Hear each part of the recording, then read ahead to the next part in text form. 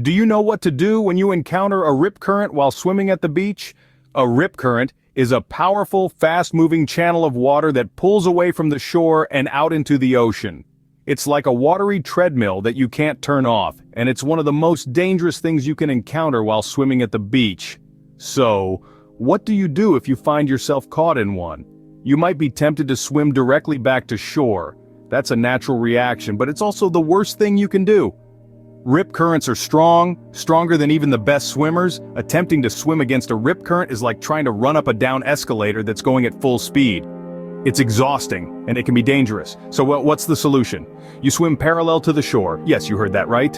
You swim alongside the shore, not towards it. Why?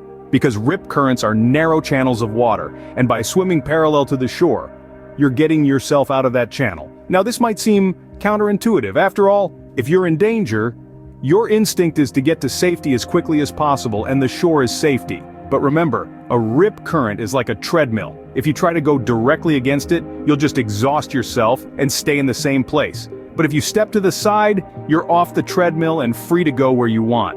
Of course, the most important thing to do if you're caught in a rip current is to stay calm. Panic is your worst enemy in this situation.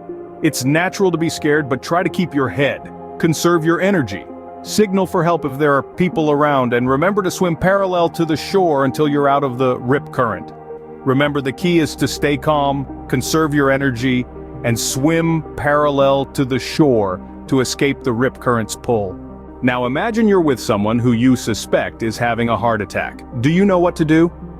A heart attack is a medical emergency where every second counts. Your immediate response can make the difference between life and death. The first thing you should do is call for help. Dial 911 without hesitation.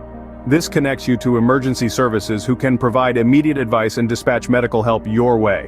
While waiting for medical aid, if the person is conscious and not allergic to aspirin, encourage them to chew on a tablet. Aspirin has a blood-thinning effect which can help restore some blood flow through blocked arteries, potentially minimizing the damage to the heart muscle.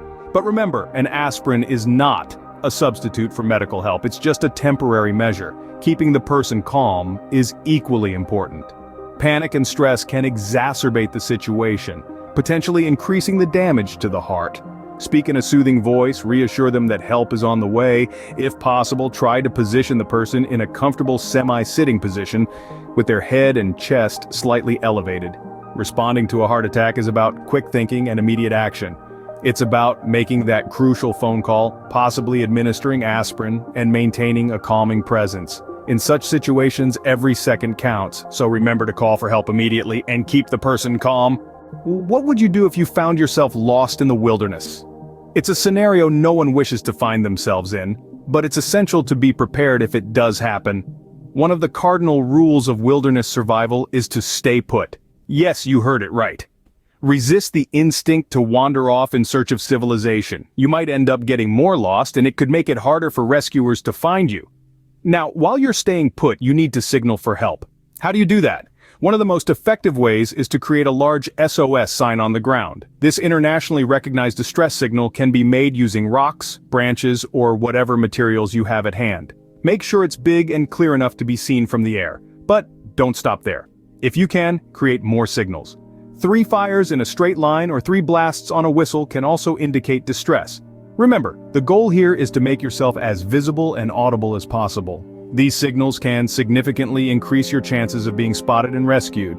They can catch the attention of a passing plane, a distant hiker, or a search and rescue team. In such a situation, remember, don't panic, stay put, and signal for help.